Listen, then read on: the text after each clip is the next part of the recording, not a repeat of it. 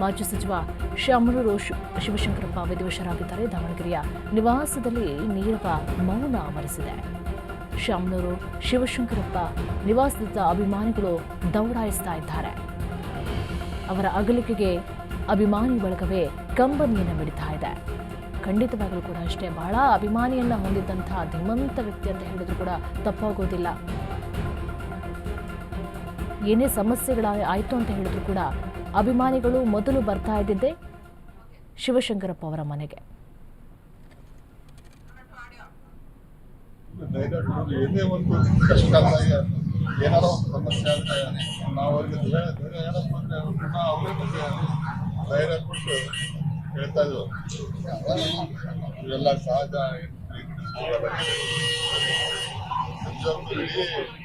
ದಾವಣಗೆರೆ ಅಲ್ಲ, ಈ ರಾಜ್ಯದಲ್ಲಿ ಅಷ್ಟು ದಾನ ಕರ್ಣೇಶ್ವರ ದೇವಸ್ಥಾನ, ಮಸೀದಿಗಳು, ದರ್ಗಾಗಳು ಎಲ್ಲ ಸಮಾಜದ ಜೊತೆಗೆ ಬಹಳ ಹೊಂದಾಣಿಕೆಯಿಂದ, ಬಹಳ ವಿಶ್ವಾಸದಿಂದ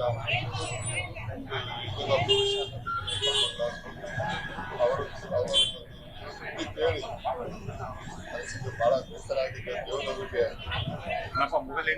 ಶಾಂತಿ ಕೊಟ್ಟು ಸರ್ವಗೊಳ್ಳೆ ನಾವೆಲ್ಲ ಉಲ್ಟಾ ನಮ್ಗೆ ಧೈರ್ಯ ಕೊಡೋದು. ಏನೇ ಒಂದು ಕಷ್ಟ ಏನಾರ ಒಂದು ಸಮಸ್ಯೆ ಆದರೆ ನಾವು ಅವ್ರಿಗೆ ಪುನಃ ಅವರೇ ಧೈರ್ಯ ಕೊಟ್ಟು ಹೇಳ್ತಾ ಇದ್ವು. ಇವೆಲ್ಲ ಸಹಜ.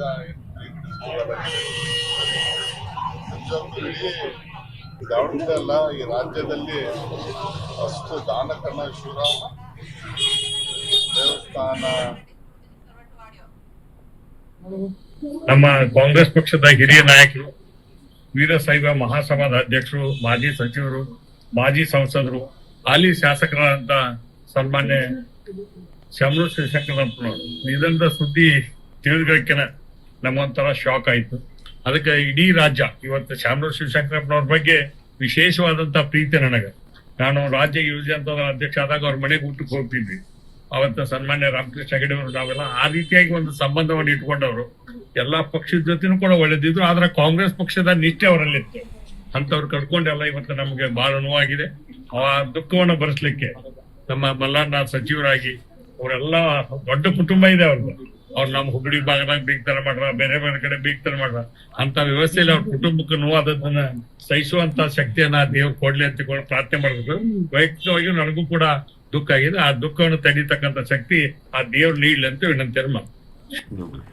ಕಾಂಗ್ರೆಸ್ಸಿನ ಹಿರಿಯ ನಾಯಕ ಶಾಮನೂರು ಶಿವಶಂಕರಪ್ಪ ಅವರು ಇಂದು ಸಂಜೆ ವಿಧಿವಶರಾದರು ಅನ್ನೋದನ್ನ ಕೇಳಿ ಸಹಜವಾಗಿ ತೀವ್ರವಾಗಿರ್ತಕ್ಕಂಥ ದುಃಖ ಸಮುದಾಯಗಳಲ್ಲಿ, ರಾಜ್ಯದಲ್ಲಿ ಆವರಿಸಿದೆ. ಶಾಮನೂರು ಶಿವಶಂಕರಪ್ಪನವರು ತಮ್ಮ 95ನೇ ವಯಸ್ಸಿನೊಳಗೂ ಸಹಿತ ಬಹಳ ಕ್ರಿಯಾಶೀಲರಾಗಿದ್ದವರು. ಅಖಿಲ ಭಾರತ ವೀರಶೈವ ಸಮಾಜದ ಅಧ್ಯಕ್ಷರಾಗಿಯೂ ಬಹಳಷ್ಟು ಸಾಮಾಜಿಕ ಸೇವೆಯನ್ನು ಮಾಡಿದವರು. ಎಲ್ಲರನ್ನ ಸಮುದಾಯದಲ್ಲಿ ಹೊಂದಿಸಿಕೊಂಡು ಹೋಗಬೇಕು ಅನ್ನುವಂಥ ಆ ಪ್ರಯತ್ನದಲ್ಲಿ ಇದ್ದವರು.